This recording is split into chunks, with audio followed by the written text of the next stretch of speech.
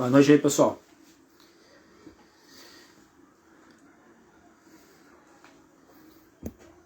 No aguardo do André aqui.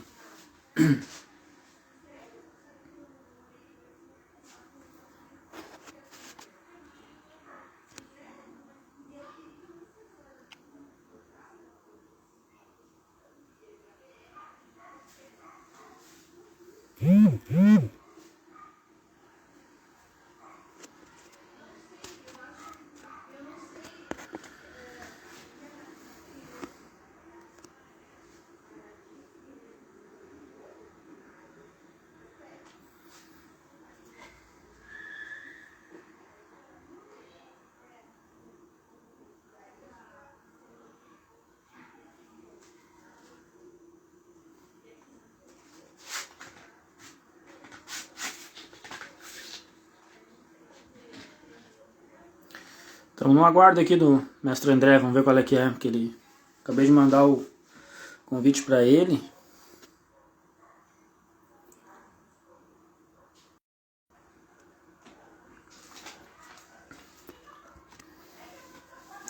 Opa, beleza, cara?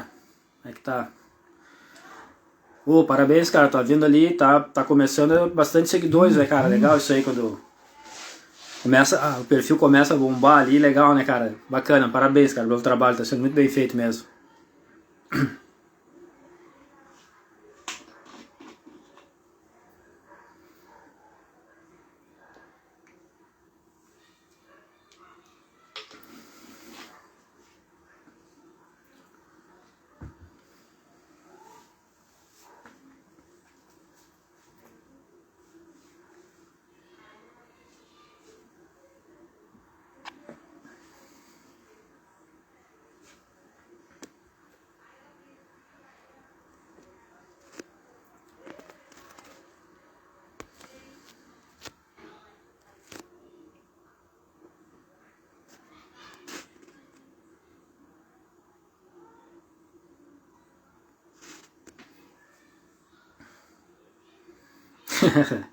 É, cara, de segunda a quinta, cara, tenho feito live de segunda a quinta. Semana que vem, quarta-feira que vem, é a 100ª live, cara, desde que eu comecei a fazer. Vai fechar a 100ª live. Uma live que vai ser bem bacana, que vai ser com um cara fundamental para a história do metal no Brasil. Vai ser, semana que vem eu vou anunciar, mas quarta-feira que vem é a 100ª live.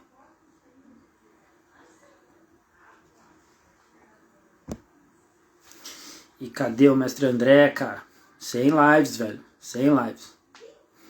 Comecei lá em... Cara, acho que foi lá por abril, não lembro agora. Mas foi lá por abril, eu acho. É. E aí, eu acho que... Eu não lembro, cara. A primeira live foi com o Jorge, cara. O Jorge Craning. O JK do Heavy Culture. A gente falando sobre Sepultura. Naquela época ali eu ainda tava com o lance de fazer live meio temática, assim. Eu chamava alguém e a gente debatia sobre um assunto. Eu fiz live sobre Sepultura, fiz live sobre o Kiss, fiz live sobre o Iron. Até pro Iron a gente vai fazer uma outra live também. Vou fazer mais pro início do mês que vem, a gente vai ter uma live para falar especificamente sobre o Iron. Mas e cadê o André que não vem, cara? 87, já mandei convite para ele.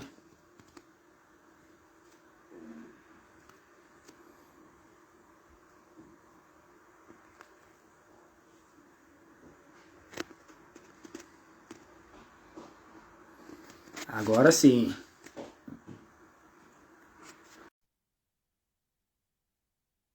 É, eu vi que a conta tá crescendo rápido, cara. No mês de canal já tá com bastante seguidores, tá crescendo rápido. Bacana, cara. Bacana.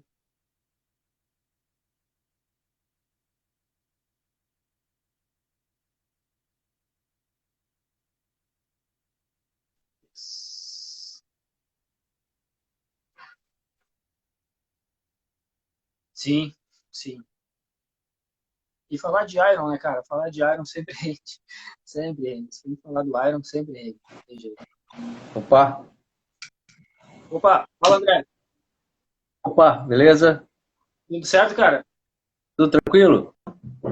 Me ouve, Como é que me tá ouve, aí? me vê bem, André? Cara, não tá 100%. A imagem tá dando uma travadinha.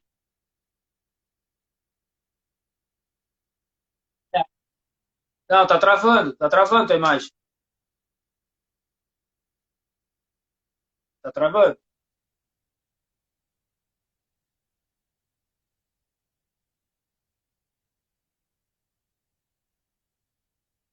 É, tá travado aqui, cara. Oi? Não te escuto. Corta. Tua voz tá cortando e a tua imagem tá travada. De repente sai, André. Sai e entra de novo. Eu vou fechar aqui e tu entra de novo. Pode ser?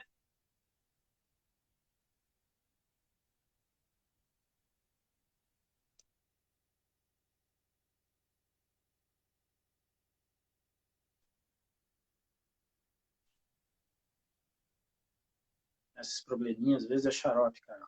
Live, aconteceu várias vezes. Teve live que eu tive que cancelar na metade. Começou a travar e não deu. Esse é o problema. Então, às vezes a internet deixa o cara na mão.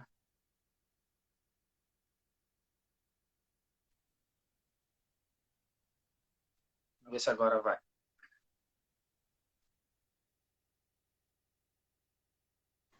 Opa, Opa, beleza? melhorou?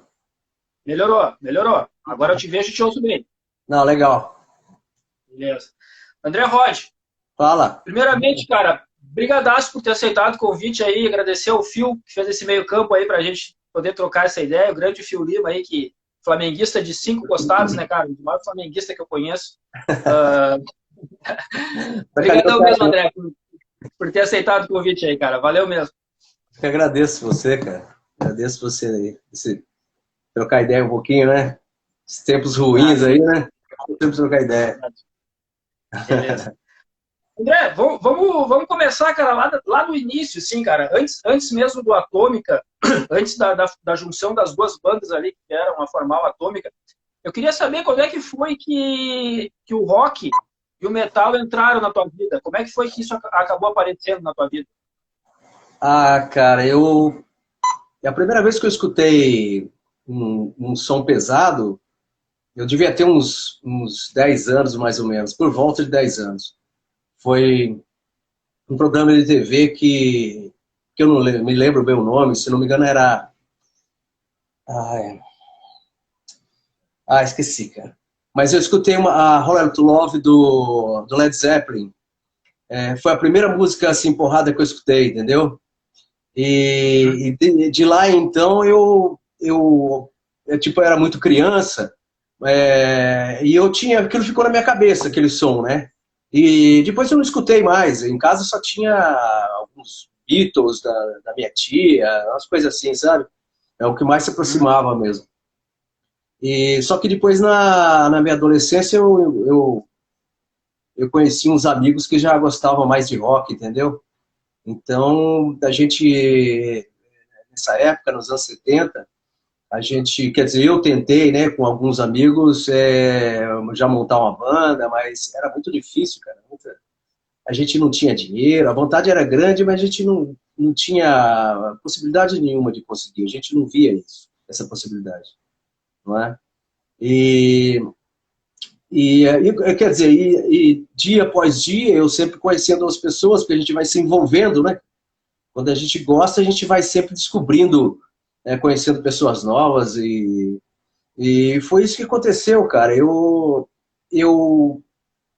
por volta de, quer ver, 81, 82 mais ou menos, que eu consegui montar a primeira banda, junto com meu irmão e com mais dois amigos.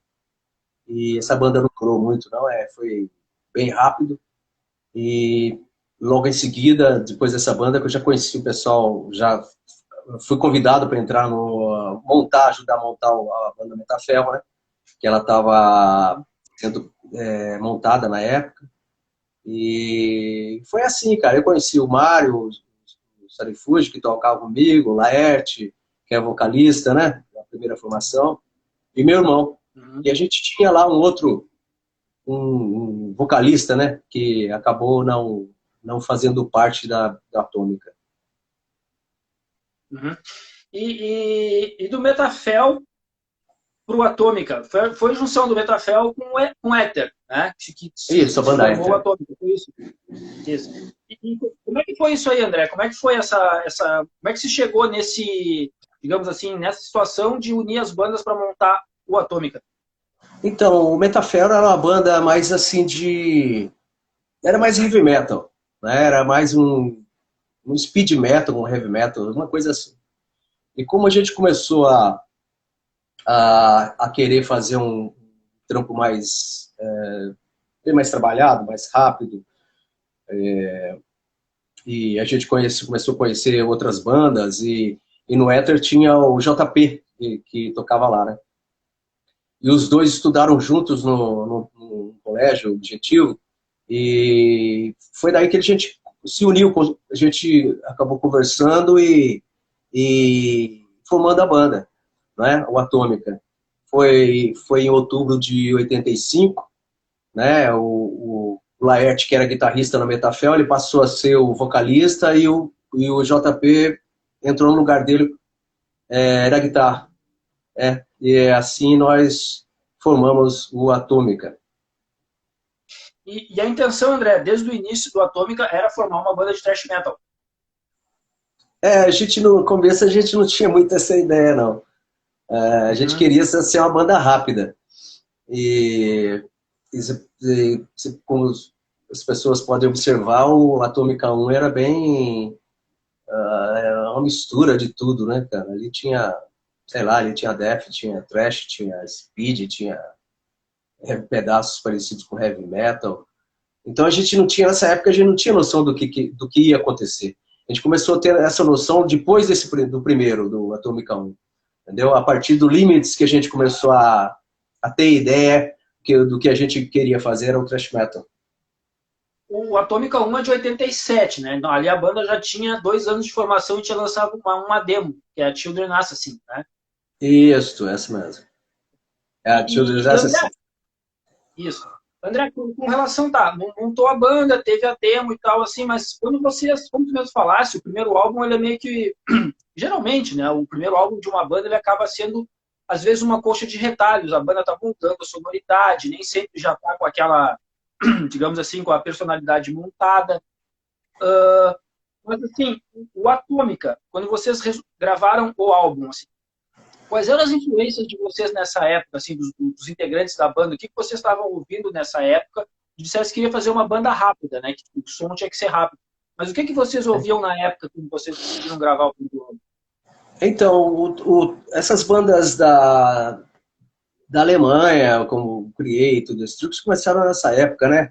Nesse início dos anos 80, como Metallica, Slayer, Exodus e Testament, essas bandas, né? E foi daí que a gente começou a também entender o thrash, entendeu? Foi nessa época aí. Mas a nossa influência era mais a minha particularmente, era Led Zeppelin, The Purple, entendeu? Kiss, Pink Floyd, as influências eram essas aí, basicamente de todos. Basicamente Sim. todos os integrantes eram esses aí. A partir dos anos 80 que a gente começou a escutar, sabe, começou a conhecer o que estava vindo, né, o que estava surgindo. Beleza, cara. Então, entre o Atômico 87, 2 anos depois, veio o Limits, né? Limits of Sanity pela Cogumelo, e que Isso, nesse álbum, então, começou a surgir a personalidade e identidade musical do Atômico. isso, exatamente. Apesar de eu ter assumido o vocal, né, com a saída do Laerte, né, e foi meio assim caindo de paraquedas, porque quem era para fazer isso aí era o Fábio Moreira, que gravou o Disturbing the Noise, né? Ele não pôde ficar aqui, aí eu assim de supetão eu tive que fazer a gravar o Limits of Insanity.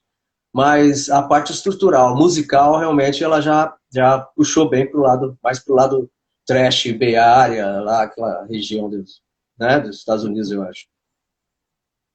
Isso era uma coisa que eu ia te perguntar, porque no Brasil a gente tem bem separado assim aquelas bandas que possuem uma influência mais do thrash alemão, né, aquele thrash mais Creator, Destruction, Sodom, e tem bandas que que carregam mais pro lado do Bay Area ali, do Exodus, Metallica antigo, o Slayer do começo também. E o som do Atômica, ele é mais ou menos um misto disso aí, né, cara? Apesar das guitarras ter muito da Bay Area, assim, tem aquela crueza do metal alemão, né? É uma junção desses dois. Principalmente no primeiro, né? O primeiro puxou Isso. muito, inclusive no vocal, né? Também, que era bem puxado para esse lado, né? Então, essa influência a gente tem até hoje, né? Até hoje a gente tem essa, né? Ainda nas minhas composições, ainda tem algum lance bem do lado alemão mesmo, entendeu? Que é as guitarras mais sujonas e tal, né, cara? Esses lances assim. Exatamente, você tem razão nesse ponto de vista aí.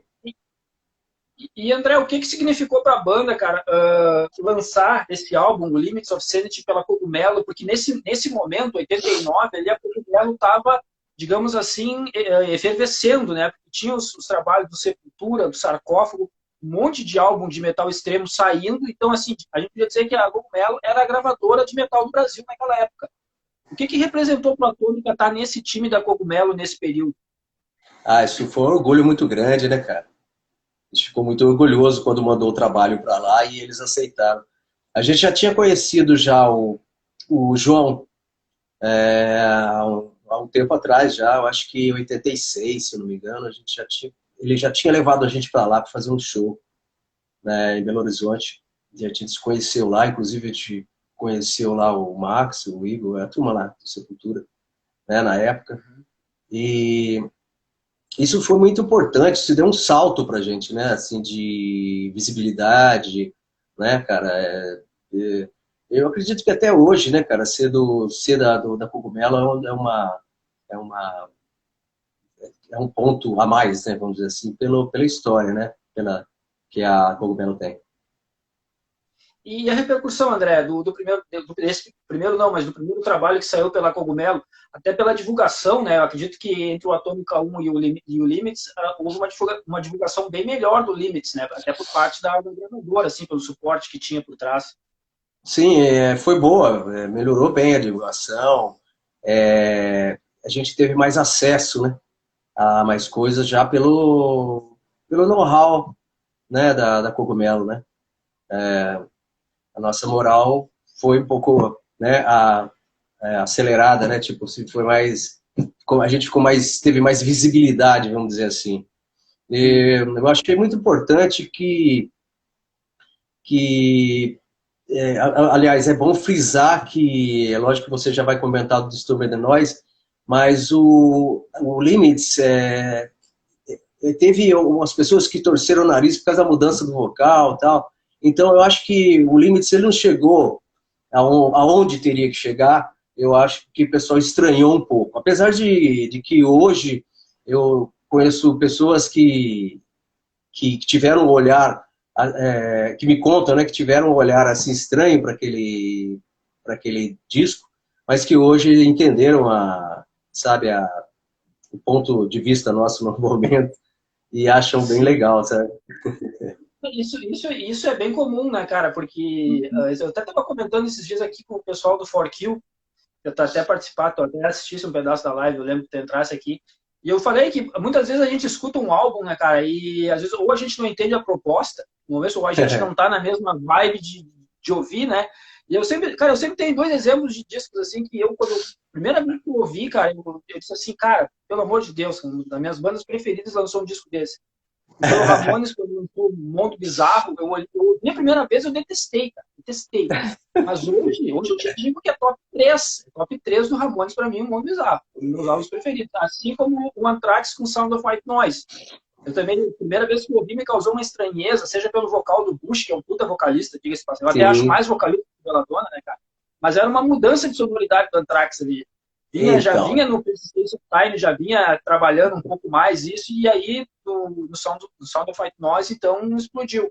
Mas hoje eu adoro, cara. Sound of White Noise eu adoro o disco hoje. Então, às vezes leva um tempo pra gente amadurecer o álbum, né, cara? Mas quando a gente entende, acaba curtindo. Eu acho que é mais ou menos por aí mesmo, cara.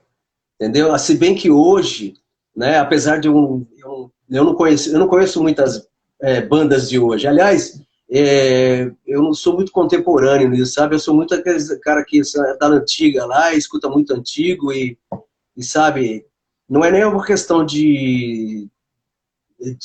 sabe, não é maldade, nem falta de interesse mesmo, não, sabe? É oportunidade mesmo, de repente. Porque as coisas que chegam até mim, eu escuto e tem muita coisa bacana sendo lançada hoje.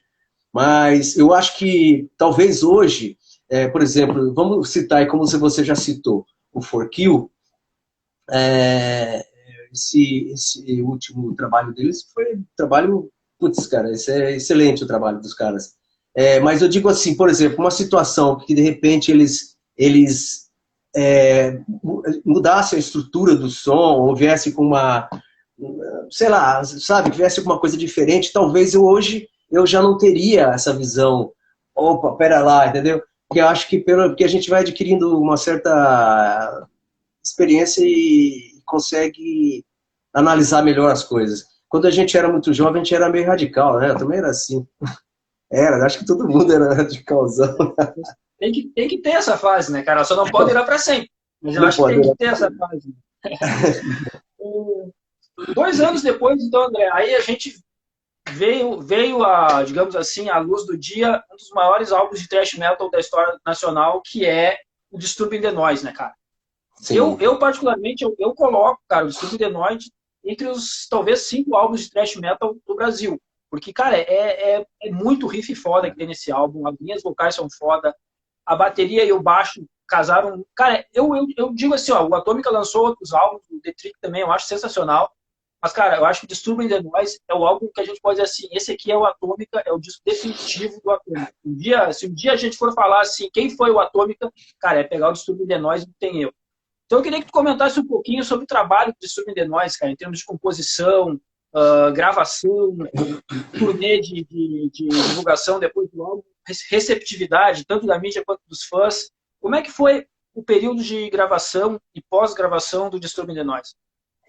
O Atômica já vinha já com, como eu disse antes, já vinha com a moralzinha já por ter adquirido esse espaço pela Cogumelo, mais divulgação e tudo mais. O Atômica 1, o Disturbing the Noise, realmente, eu também concordo com esse ponto de vista. Ele é um clássico aí, inegável, né? Aliás, Death Race é a música mais tocada da gente, né? Tem um vídeo dele no YouTube aí que tá quase 1 milhão de visitas aí. Então, quer dizer, isso é inegável, né? Mas é um pouco meio de região também. Por exemplo, o Atômica 1, ele é cultuado demais na Europa, principalmente naquele leste europeu. Eu acho que é já justamente por causa do thrash alemão, de repente, né? Mas, mas foi muito importante, porque foi um passo a mais e uma evolução nossa, né? Que o certo mesmo de acontecer naturalmente é uma evolução, a gente sempre querer melhorar. E foi gravado no JG também, lá em BH, né? Com o mesmo técnico lá, o Bocan. E a gente amadureceu, né? A gente amadureceu e queria fazer um negócio, né? Melhorar. As músicas foram feitas todos no ensaio, todo mundo junto, né? As letras que foram feitas lá alguma foi feita pelo JP, outra pelo Fábio, sabe? A única coisa que não saiu ali no estúdio mesmo, no ensaio, foram as letras, mas o restante a gente fez, foi todo composto ali junto, sabe? No ensaio. Repercutiu demais, né? As pessoas, quando falam de Atômica, realmente é o primeiro trabalho que eles lembram. Isso pra gente foi muito importante, né, cara? Isso aí é uma honra, né? A gente ter um trabalho desse com toda essa visibilidade, né?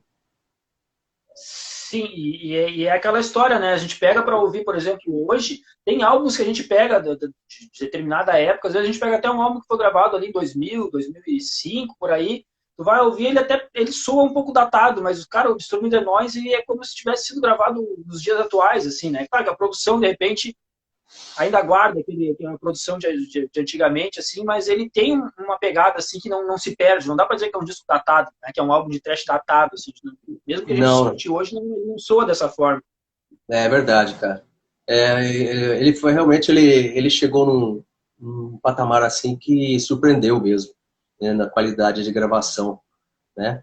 É, uma coisa que a gente pecou muito por falta de experiência foi no primeiro, né? De falta de experiência da gente e também do técnico também, que não manjava muito também, eu acho, né, cara? Sabia timbrar e a gente também meio por fora. Mas o primeiro também merecia ter uma qualidade bem melhor. Eu acho que ele seria bem mais aceito também, né? Por causa É bem da provável. qualidade. Não. Se bem que tem gente que gosta do jeito que é, viu? Já falei em fazer Sim. regravar tudo de novo, o cara fala, não precisa não, tá bom daquele jeito. E tu sabe que isso é uma coisa bem interessante, né, de regravar, porque se a gente pegar, vamos pegar, por exemplo, o Bonded by Blood, né, do Exodus. Uhum. Primeiro lá, lançado lá, clássico, indiscutível, não tem o que se falar. Só que aí a Uhum. banda resolveu entrar em estúdio e regravar o disco com esqueci o nome do cara agora. Mas com o vocalista que estava na banda agora há pouco tempo atrás, antes do Zetro voltar. Esqueci o Esqueci o nome do nome. cara. Esqueci o nome. Daqui a pouco eu lembro. Regravou o álbum. Uma sonoridade bem atual, né, cara? Produção 1000 vezes melhor. E aí tu escuta os dois. E aí pro cara que é fã, o cara fica naquela assim, porra, tem todo um carinho especial pelo Bond lá de primeirão lá, né, cara? Tem aquele carinho especial. Mas aí tu escuta a regravação, cara, é um soco na boca do estômago, as guitarras melhor Então. produzidas, né, cara? Aí Não. tu fica naquela, pô, como é que tu. Rob Dux, brigadão dele. Nele com o mochilão ali, brigadão, Rob Dux, isso aí. E aí tu fica naquela, pô, qual que eu escolho? Se eu escolher o de agora, pô, aí eu tô traindo aquele de antigamente. Se eu tenho que diferente, eu faço tudo isso. É uma coisa meio engraçada, né, cara? Mas assim, ó, eu Sim. acho que uma regravação, se não perder digamos assim, a identidade do trabalho, não for algo assim oportunista, né, cara? Algo que realmente mereça uma regravação, eu acho, cara, que eu não vejo problema. Tanto que o Anthrax, vamos pegar o The Greater of Two Evils, né? Foram várias faixas da fase Belladonna, da fase New Turbine lá que o Bush regravou. Cara, é um Uhum. disco fenomenal, né, cara? Fenomenal o disco. Então, assim, ó, o cara também tem que ter um pouco assim, né? Não pode ser só assim, tem que abrir Claro, um pouquinho pro claro. lado também, né? É verdade, cara. Mas seria mais por isso mesmo, né, cara? Pela qualidade, vamos dizer assim, né? É lógico que hoje a gente também tá mais, vamos dizer assim, mais melhor, mais músico, né? Não, com certeza. Porque A estrada dá isso. porque lá uniu tudo, né? Uniu que a gente ainda não estava bem musicalmente, uniu a qualidade. E Merecia, realmente merecia. É um caso a se pensar, né? fica a sugestão no ar aí, né? Quem sabe? É. Cara, aí depois é uma coisa que eu tenho uma curiosidade, porque assim, a banda lançou o Disturbing, um puta disco, né, cara? Teve uma receptividade também fodida, tanto pela imprensa quanto pelos fãs. E em 93 a banda parou, né, cara? Deu uma pausa. Quais foram os motivos dessa pausa, né? A, a, cara, desanimou, na verdade, viu? É tipo assim, a gente vinha apostando tudo, né? A gente vinha apostando tudo, apostou muito no primeiro, depois que a gente foi para Cogumelo, acho que ele deu um gás na gente, assim, de vontade de novo, né? Com limites. Não funcionou do jeito que eu queria, mas a gente tinha lá ainda o Disturb ainda na manga, né, para tirar. E a gente apostou muito nele, mas a gente não, não teve o retorno que a gente esperava. E, e a gente, tipo assim, foi uma pausa, assim, realmente uma pausa. E foi uma época ruim também, que os shows não estavam, sabe, não estavam sendo shows legais mais, sabe, cara? Sei lá, é, os convites foram menos, né? A qualidade dos shows também não estavam legais. E a gente simplesmente deu uma desanimada. Ninguém falou que ia acabar a banda, né? Que a banda ia acabar. A gente simplesmente afastou um do outro e parou de aceitar alguns shows e, sabe? Foi o que aconteceu, não teve nada assim muito sério, não. Uhum. E foi sério, acabou Mas sendo sério. foi, E foi um período longo, né, cara? Porque para a banda se reunir novamente foram 10 anos. É, Sim, 10 anos, foi em 93 e em 2003, né? em 2003 a gente gravou o Back na Live, né? Mas Isso. em 2001, eu já tentei voltar com a... Chamei os caras da formação original, entendeu? Uhum. A banda fez o último show que eu me lembro, foi em 94. Aí em 2000 eu já estava dando um toque nos caras para poder voltar com a formação original. Mas daí não funcionou, aí acabou que a gente acabou fazendo aquele show da volta, né, que é chamado, acho que é isso mesmo que era o nome, show da volta, alguma coisa assim, era uma reunião, né? Uma atômica Uma reunião. reunião, uma atômica reunião. Isso, é. E, e daí funcionou bem, né? Funcionou bem, tão bem que até a gente não tinha intenção de fazer aquele ao vivo e acabou. Ficando legal, a gente ofereceu para a Helium. Eles aceitaram fazer. E esse show foi feito com a formação de Disturbing, né? Só que o Fábio veio só para esse show, porque era de Vitória, Espírito Santo, né? Hoje ele nem mora no Brasil mais, o Fábio, ele está morando nos Estados Unidos. E, e aí a gente rodou um pouquinho em quarteto, eu acho que até 2007, mais ou menos. E depois eu tentei mais uma vez, depois de 2007. Teve um intervalozinho ali de um ano, menos que isso, daí eu tentei voltar de novo, né? Com a formação original, não funcionou de novo, que acabou dando aquelas substituições e acabando no Atômica 4, em 2012. Entendeu? E a gravação desse álbum, André, do Atômica 4, como é que foi a composição desse álbum? Como tu falaste, tu tentaste reunir o pessoal da formação original, né? Não deu muito certo e tal. E aí, em 2012, veio o Atômica 4. Se a gente for analisar assim, friamente, de 93 até 2012, para ter um outro álbum de estúdio do Atômica, foram E quase 20 anos. Né? 20 Foi anos. bastante tempo. Para entrar no estúdio de novo, André, assim, e gravar esse álbum, como é que foi, cara, para ti, o seu remanescente, né, cara, da formação inicial da banda, assim, depois de tanto tempo, assim, ainda entrar, ter aquele pique, aquela vontade para gravar de novo? Porque às vezes a gente sabe que no Brasil o metal é um negócio assim que não é aquela coisa, digamos assim, que te deixa pra cima, né, cara? É foda ser músico. Ser músico é foda. E músico de metal no Brasil, então, pior. Mas o que te levou, assim, a querer colocar o Atômica de novo na estrada? Ah, cara, acho que eu não sei, cara, eu não consigo ficar fora, não, entendeu? Com essa pausa mesmo, essa pausa que teve aí de 94 até 2000 aí, eu fiz alguma coisa, inclusive com os remanescentes do Subrenóis, a gente fez uma banda de cover, e saía a tocar, participei de uma outra banda aqui na cidade de alguns amigos também. Então, quer dizer, parar não, a gente não consegue. E o Atômica, eu acho que é um negócio que está pronto, né, cara? É um negócio que está pronto, funciona. O Atômica é uma coisa que vende, entendeu? Então, eu acho que ficar parado, sei lá, não tem muita lógica nisso, né, cara? É difícil, mas né, é uma coisa que eu gosto de fazer também, né? Isso aí também tem esse detalhe que eu acho que é o que mais me move, né, a fazer. Claro, claro. Cara, logo na sequência, né, o Atômica 4 saiu em 2012, em 2013 a banda foi para os Estados Unidos e no México, né, fazer uma tour por lá. Como é que foi essa experiência de tocar lá fora, cara? Ah, foi bacana, né, cara? Tocar é sempre bom, né?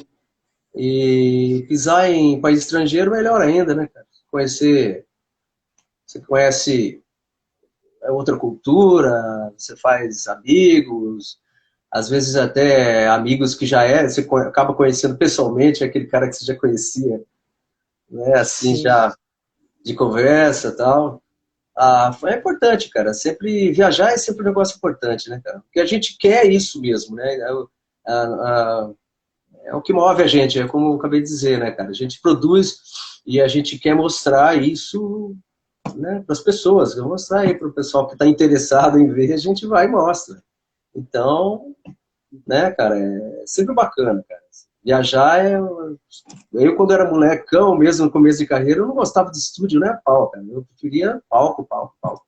Então, quer dizer, hoje eu já sei assimilar as coisas melhor, entendeu? Eu entendo melhor a necessidade né, desse princípio, né, cara, que é a composição bem feita e uma gravação boa, né, que é o que vai repercutir na nossa saída, na nossa viagem. Ah, cara, viajar com a banda é bom demais. E são outras culturas, né, André? Porque a gente pegar, por exemplo, o americano e o mexicano, apesar da proximidade, eu acredito que, principalmente ao vivo, são situações bem diferentes, né? São diferentes, né? O mexicano, ele é muito próximo da gente, é latino, né? É, né? É língua. Né, cara? Mais loucão, assim. Não, os caras são muito loucos, cara. É legal demais. Aliás, aqui todo, né? O pessoal aqui todo, desse lado nosso aqui, é tudo América gente Latina, boa. Eles são muito parecidos com a América gente, né, Latina. cara? Tem esse Sim, sim, calor, sim. né? Isso é uma coisa que eu pergunto às vezes pro pessoal aqui, né? A diferença muito assim, porque uma coisa, por exemplo, se tu vai tocar na Europa, uma coisa é tocar na Itália, Portugal, Espanha, né? Que mantém essa proximidade com a gente aqui. Agora, por exemplo, tocar na Alemanha, tocar na França, tocar, sei lá, na Grécia, já é um negócio meio Sim, diferente, né, cara? O público bem tem diferente. aquela visão de ficar meio na dele, observando e tal, enquanto o resto é loucão. Tipo, a banda começou a tocar, a negada já tá se batendo lá no meio, não quer nem saber. É isso mesmo. Massa, né, cara? Uh, cara, aí em 2015 aconteceu a tragédia com o Alex, né, cara? O problema que aconteceu do acidente de moto, né, cara? E aí a banda deu aquela segurada, né, cara? Mas aí em 2015 mesmo, a banda lançou o The Last Samurai. Foi uma faixa, né? Que aí já tinha assumido os vocais. Isso, é. O The Last Samurai, o Alex chegou a ensaiar um pouco com The Last Samurai com a gente. A música Mystery, né, que tá no CD The Trick, né, a gente tinha feito antes de The Last Samurai, que era uma música que a gente ia usar para fazer para divulgar, para divulgar o novo trabalho, né, o The Trick, que não tinha nem nome ainda, mas a gente já queria mostrar alguma coisa, né, como é que tava ficando e tal. Então essa já estava lá no estúdio gravado, né? Já tinha a voz dele lá. E The Last Samurai, sim, ele já estava encaixando letra, né, e tudo mais. E ocorreu isso aí, a gente teve que acelerar, né? Que a gente tinha o CD para acabar, a gente tinha já coisas para fazer, alguns shows já meio em vista. Então a gente teve que acelerar de uma forma ou de outra, né, cara? Isso aí não tem como, né? É uma tragédia mesmo, né, cara? É um negócio muito chato mesmo. Sim.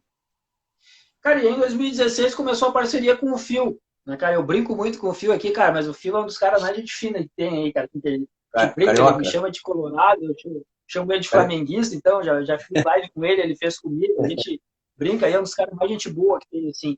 E é um cara bastante, digamos assim, o Phil é um cara bastante focado, né, no trabalho, no mercado, como estruturar uma banda, porque eu vejo quando eu fiz uma live com ele aqui, a gente conversou muito sobre isso, né? Porque muitas bandas acabam se perdendo, porque elas não têm uma orientação, não sabem onde quer chegar, acham que é só comprar o equipamento, começar a tocar e vamos fazer show. Quando na realidade não é, né, cara? Se tu quer brincar na garagem, beleza, tu quer na garagem. Agora, na hora que você for pra rua, tem que Não, ter um assessoramento, né?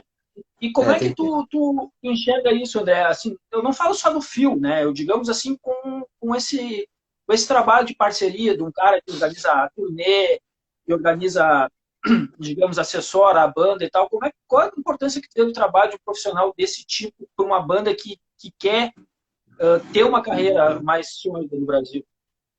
É um gerenciamento, né, cara?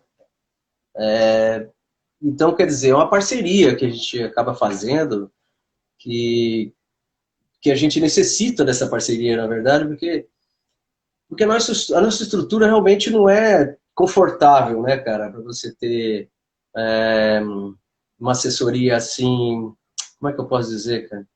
Você tem que trabalhar com parcerias, não tem outro jeito. não é? Tanto na parte, né, parte de gerenciamento, como na parte dos merchandising, né, até no grupo, no próprio os músicos, você tem que usar de parceria, senão não funciona. O Fio, eu conheci o Fio acho que foi em 2016, no final de 2015, que ele queria fazer ele veio até aqui em São José, né, dos Campos aqui, minha cidade aqui, e queria fazer uma entrevista comigo, aí eu conheci aqui, a gente trocou umas ideias e tal, e eu não me lembro se o Fio já tinha intenção já em fazer esses corres, sabe? Mas aí eu vi, assim, uma possibilidade de fechar uma parceria com ele, pelo que eu conversei com ele, eu vi algumas ideias legais dele, e daí eu convidei para ele fazer parte, né, da banda, assim, né, assessorar essa parte. E eu acho importante porque quando a gente fechou, ele já saía com a gente, entendeu? Tipo, ele é uma parceria em tudo, realmente, não é? É, ele fazia a parte de divulgação, ele fazia o booking da gente, sabe, ele ia para os ensaios para fazer fotos de divulgação, ele fazia era fotógrafo, o Rode, então quer dizer, foi uma parceria legal, o Fio, durou 3 anos a parceria. E, e quer dizer, no geral, né, cara, vamos dizer assim, no geral, eu acho que todo mundo tem que ter, ninguém vive sem isso, não é? Até porque a gente tem que saber dividir as coisas, né? Nem todo mundo tem essa cabeça de gerenciamento. Pode até ter a cabeça boa, mas não tem atitude para fazer.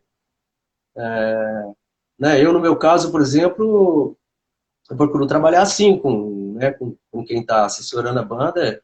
É lógico que a minha ideia vai estar sempre ali, e eu estou conversando sempre com os camaradas da banda também, para, né, alguma dúvida que eu tenho, ou se não uma decisão que eu tenho que tomar, eu tenho que ter assessoramento, né, cara?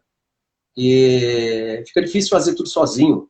Isso é impossível, eu acho. Eu acho que é impossível. Né? O cara pode até fazer, mas alguma coisa vai ficar para trás. E hoje tu tá com o Gleison, da Road Metal? Sim, o Gleison que ele é assessoria pra gente hoje. Isso. E no Booking eu tenho o Marcos Galvão, um cara aqui da cidade, aqui, um conhecido meu de muitos anos, que já gerenciou a banda também, um pouco antes do Fio. Acho que já foi na época do 4, da Atômica 4, ele pegou esse pedaço aí, entendeu? Fez os corres aí dos shows e tudo mais, foi ele que fez. Ele junto com a nossa gravadora aqui, né, a Oversonic, também a gente tem uma parceria boa com eles, e eles também tiveram à frente também dessa turnê para os Estados Unidos e México. Uhum. E em 2017 a banda voltou a ser um trio. Sim, em 2017, no final de 2016, o Thiago Donizete, o segundo guitarrista, né? O outro guitarrista que tinha na banda, ele resolveu deixar a banda. Como a gente já teve que tomar uma decisão rápida já com o falecimento do Alex, a gente também resolveu, né? Conversei com os dois músicos e resolvemos lá ficar em 3 mesmo, fizemos um teste, sabe? Vamos fazer um teste, vamos ensaiar, e o Marcelo sempre foi, assim, um ótimo guitarrista, né, cara? Então, e ele conseguiu suprir, né, a necessidade lá. Pesou um pouquinho mais para mim, um pouquinho para ele, né? Pesa um pouquinho mais para um, para outro, assim, mas funcionou bem ao vivo e a gente resolveu manter, entendeu? 2018, então, veio o The Trick, que é o trabalho mais recente da banda, né? E, cara, eu até lembro que quando eu fiz a resenha desse álbum, eu lembro que eu citei no final, assim, que o Atômica, não satisfeito em ter gravado um dos maiores clássicos do thrash brasileiro, que foi o Disturbed the Noise, resolveu fazer um outro puta disco agora, no final dos anos 2020, aqui, 2018. Um outro disco bastante atual. A gente percebe, assim, que ele é um álbum uma sonoridade mais moderna, mas sempre quando eu falo moderna, não é aquela coisa modernosa, com barulho, uma levada, assim, é uma produção moderna, né, cara? Um som mais orgânico, assim, mais vivo, mas com as características da banda, né, André? E o teu vocal, que ele é bastante peculiar. Ele é bem diferente do vocal que tinha antes, né, com o André, mas não mudou muito as características da banda. Como foi, André, essa composição do The Trick, já que a banda já tinha vindo como um trio, né, cara, para compor esse álbum e a gravação dele e divulgação? Porque eu sei que também vocês gravaram um DVD na sequência, né? Só que esse DVD ainda não saiu. Não. Então, bom, eu já tinha algumas músicas já, de 2013, 2014, eu já tinha alguma coisa na cabeça, já vinha compondo alguma coisa. Só que a gente teve todo aquele problema de divisão na banda e tal, e morte do Alex, e saída do guitarrista. Então isso aí ficou meio no ar, ficou meio suspenso. Aí eu resolvi, como eu já tinha já essas músicas, né, mais ou menos já dentro de pelo menos o mapa dela pronto ali, eu comecei a fazer essas músicas em casa, né? Comecei a compor, mapear, montar os riffs e quando eu tinha essa ideia pronta, né, com o mapa da música pronto, daí eu apresentava no ensaio e que eu vi uma melhora, assim no nosso tempo, no tempo, sabe, que gasta-se muito tempo em compor no ensaio, sabe? Acho que não, assim tá funcionando melhor, sabe? E, quer dizer, aí o que fazia? Eu levava isso pronto para eles, o que a gente fazia lá? A gente só acertava, aqui tá legal, aqui não tá, vamos pôr a bateria aqui assim, o detalhe de guitarra aqui, o baixo vai fazer isso, sabe? Foi a forma mais rápida que eu encontrei de não atrasar mais esse trabalho. Ele foi gravado também no mesmo estúdio do 4, né, que foi o Oversonic aqui, de São José dos Campos. E o pessoal já está acostumado com a gente já também, né, cara? Já conhece a gente há muito tempo. E é tranquilo, sempre tranquilo gravar lá. Até indico o pessoal que é interessado. Inclusive tem banda de São Paulo, aqui próximo, que vem para cá gravar com eles aqui. O pessoal é muito bacana. Esse disco teve uma repercussão boa mesmo, cara. E isso aí a gente levanta como um troféu, isso aí, porque a gente passou tanta coisa de 2014 para cá, sabe, cara? Foi tanta coisa negativa que aconteceu que, a gente conseguir lançar um CD, assim, um trabalho assim que foi muito elogiado por várias pessoas mesmo, várias críticas boas, e foi tão bem aceito assim. Isso pra gente é um troféu mesmo, cara, entendeu? Isso pela luta, né, que a gente teve que desempenhar para tirar isso, né. Realmente é uma carta na manga, né, do Trick. Exato. Cara, sobre o DVD, eu perguntei, vocês gravaram esse álbum, gravaram o DVD, né? Gravaram um show, mas e como é que tá o processo? Vai sair? Ele vai ser lançado? Como é que vai ficar esse lance do DVD? Então, o DVD ficou legal, cara. A gente já tem ele já tudo. Eu esqueci como é que se diz quando você já trabalha em forma de DVD. Esqueci. Digitalizado? Não é digitalizado que fala, não. É uma outra coisa, que já faz ele no formato dele, já que você manda lá para. E já tá lá com o pessoal da Marquis. E eu tô trabalhando na capa dele aqui, né, junto com outro parceiro que eu tenho aqui, que é meu irmão, o Pida Rod, que me ajuda muito na banda também, entendeu? Então ele faz essa parte para mim, sabe, que é de arte, e é arte, fotógrafo, muitas coisas que ele faz para mim. Mexe com isso aqui também, que eu não sei mexer direito, agora eu tava apanhando aqui para conseguir entrar nessa live. E a gente está trabalhando aí na capa e eu pedi, na verdade, eu ainda não falei lá com o pessoal da Marquee ainda para ver como é que está a situação. Eu devo falar com eles na semana que vem para ver como é que tá, entendeu? Mas tá para sair aí, vai ficar muito legal, porque tem música lá do primeiro, da Atômica 1, do Disturbed Noise, tem Limits of Insanity, né? Tá bem legal, cara. Massa, massa. André, antes de terminar, cara, eu queria te perguntar o seguinte, perguntar não, na realidade eu ia te dizer o seguinte, né, eu criei um quadro dentro da live aqui, percebeu aquele dia, né, que eu mostrei pro Rony e pro William dois álbuns, Ah, sim. eles eram uma dupla com dois álbuns, né, queria que eles comentassem. E como aquele dia eu mostrei para eles o Disturbing the Noise, né, cara, hoje eu queria que tu comentasse alguma coisa, tu até já deu alguma letra antes, né, tu já deu um comentário rápido antes, mas eu queria que tu falasse um pouco a respeito, então, do The Sound of Freedom. Ah, sim, da For Kill, né? Ah, sim, Isso. sim, nossa, cara. Esse, cara, é muito louco, cara. Eu viajei, ficou um tempão no CD do carro, lá no carro, tocando no carro, cara. Muito louco. É puta, aquele trash visceral mesmo, né, cara? É bem da época, é bem anos 80 mesmo, né? Não foge de lá, ele é bem daquela época. Eu tenho ali algumas músicas preferidas ali, só que eu não me lembro o nome agora, cara, entendeu? Mas eu tenho umas músicas ali bem mais preferidas. Mas é um CD que, cara, muito louco, cara. Muito louco, cara. Encaixou muito bem, né, cara? Encaixou muito bem, os caras são muito bons, né? O vocal ficou muito legal, muito bem encaixado, cara. Muito bacana, os caras estão de Os caras parabéns. são Já gente falei isso boa pra ele. também, né? Muito gente boa. Sabia que o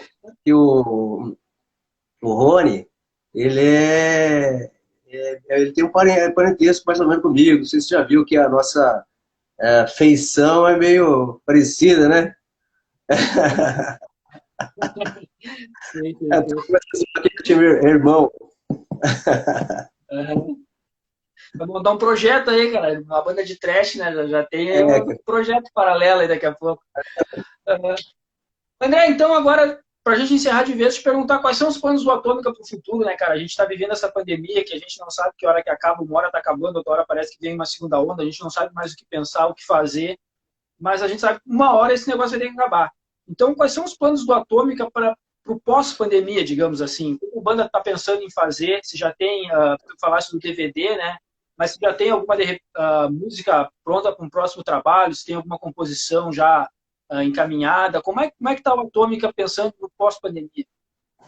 não, já tem, né, cara? Com esse tempo todo em casa, né, que a gente ficou aí, tem que aproveitar esse tempo para alguma coisa. Então, quer dizer, mas já tenho já composições, já tô levando para o ensaio, para os caras já dar uma olhada, né? Para a gente já começar a mexer nessas músicas. E o DVD, né? O DVD que com certeza, no primeiro semestre, com certeza deve rolar. Shows a gente está fazendo contatos, né? Ainda não tem nada certo, mas tá na mão aí do Marcos Galvão e, e ele tá levantando isso pra gente. Não tem muita coisa, né, cara? Porque ao mesmo tempo que a gente fala que vai fazer, a gente não sabe né, o que vai acontecer, né? Mas podem esperar que um CD, de um jeito ou de outro, ele vai ter que sair. Porque se a gente não trabalha, a gente não tem dinheiro, né, cara? Então a gente tem que levantar o dinheiro para poder fazer o trampo. Mas, de qualquer maneira, a gente está aí trabalhando, a gente está com o trabalho já, né, assim, parcialmente pronto, né? Já estamos ensaiando ele, né? E vai ficar bacana também. Tem bastante coisa legal nele. As ideias estão boas também, né? A gente está ajeitando as coisas aqui. Beleza. André, queria então, cara, mais uma vez te agradecer pela disponibilidade aí, por ter trocado uma ideia sobre a carreira da banda, né? Falando um pouquinho aí, que a gente disse, nesse tempo meio louco que a gente tá, sempre é bom a gente conversar sobre música um pouco. Sempre bom reservar um tempinho para falar sobre música, né, cara? Sempre. Então, te agradecer mesmo. Obrigadão por ter aceitado esse convite aí. E, cara, e precisar do Rebel Rock, a gente está aí, precisando divulgar alguma coisa, pode contar com a gente, sempre de portas abertas. Uma instituição do metal brasileiro que nem o Atum. Bom, valeu, cara. Eu que agradeço aí. Agradeço muito vocês que agora estão nos ajudando aí, né, com essas lives aí, né? Falar um pouco de música é sempre bom, né? Como eu disse no princípio, dizer o que a gente está fazendo, né? Trocar ideia é sempre importante, cara. Agradeço muito você, Sr. Jomar, Bel Rock, bacana. Parabéns pelo trampo, né? Pelo trabalho. E obrigado mesmo. A força que vocês dão pra gente aí. Valeu, cara. Obrigadão Valeu, mesmo, abraço. André. Valeu e a tua amiga pra Abraço, cima cara. deles. Valeu, cara. Obrigadão. Um grande abraço.